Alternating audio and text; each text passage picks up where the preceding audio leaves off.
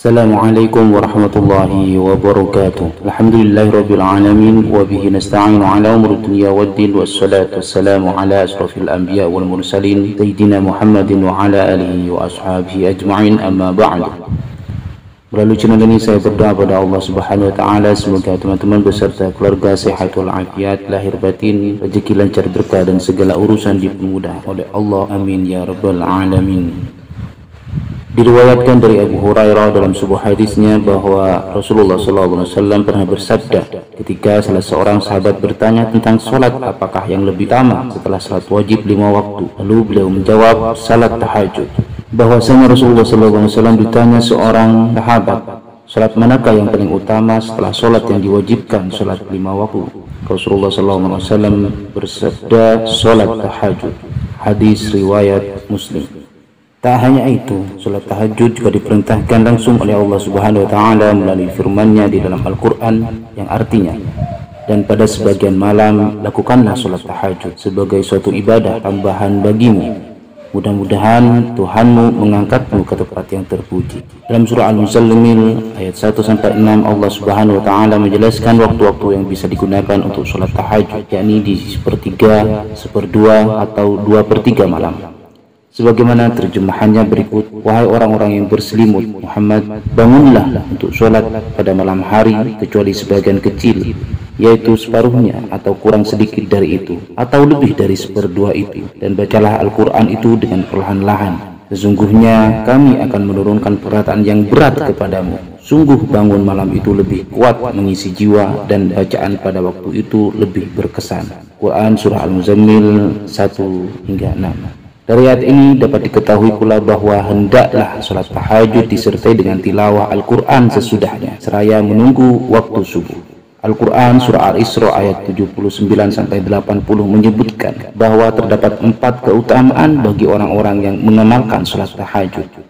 Kata Allah, tidaklah orang yang menunaikan tahajud kecuali aku berikan 4 hal. Bismillahirrahmanirrahim.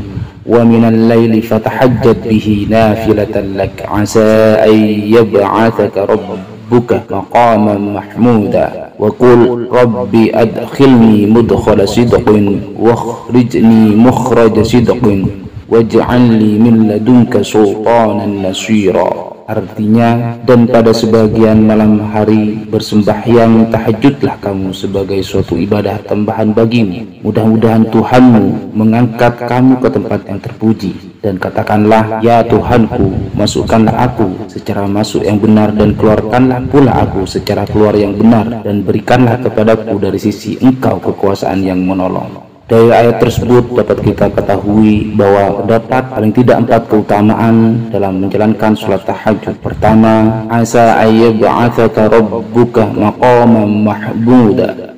Artinya, mudah-mudahan Tuhanmu mengangkatmu ke tempat yang terpuji. Dalam hal ini menjelaskan maksud dari ayat ini ialah jika seseorang mengerjakan sholat tahajud, maka Allah akan mengangkat derajatnya ke tempat yang tinggi lagi terpuji. Jika dalam pekerjaan, maka Allah yang akan mengangkat karirnya secara langsung. Kalau Anda kerja, karir naik cepat, nggak usah pakai nyogok, nggak usah pakai macam-macam, Allah akan angkat sendiri. Allah lembutkan hati orang-orang sekitar Anda. Yang kedua, wa qul rabbi adkhilni mudkhala sidqin. Artinya, dan katakanlah Muhammad, ya Tuhanku, masukkanlah aku ke tempat yang benar. Maksud dari ayat ini ialah Allah yang akan membimbing langsung orang-orang yang melaksanakan sholat tahajud setiap dia memulai sesuatu, dan pekerjaan yang dibimbing oleh Allah akan selalu merasa mudah dan memang dimudahkan oleh Allah. Allah akan membimbing setiap dia mengawali pekerjaannya. Makanya orang-orang yang sholat tahajud akan lebih mudah mengerjakan apapun karena Allah yang telah membimbingnya langsung.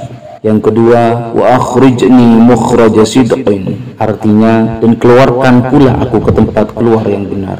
Inti dari ayat ini ialah jika seseorang secara kontinu melakukan sholat tahajud, semua permasalahan insya Allah akan menemukan jalannya. Allah akan berikan dia jalan keluar. Bila Anda rasa kesulitan hidup, tidak usah melakukan apa-apapun yang melanggar hukum, kriminalitas, atau lainnya. Cukup dengan sholat tahajud. Semua permasalahan insya Allah akan beres. Yang keempat, waj'alni min ladunka sultanan nasira. Artinya, dan berikanlah kepadaku dari sisimu kekuasaan yang dapat menolongku.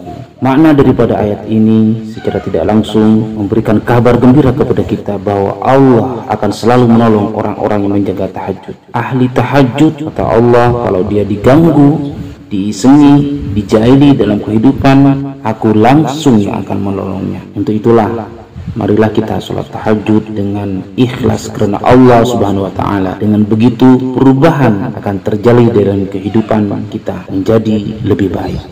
Wallahu a'lam bishawab. Assalamualaikum warahmatullahi wabarakatuh.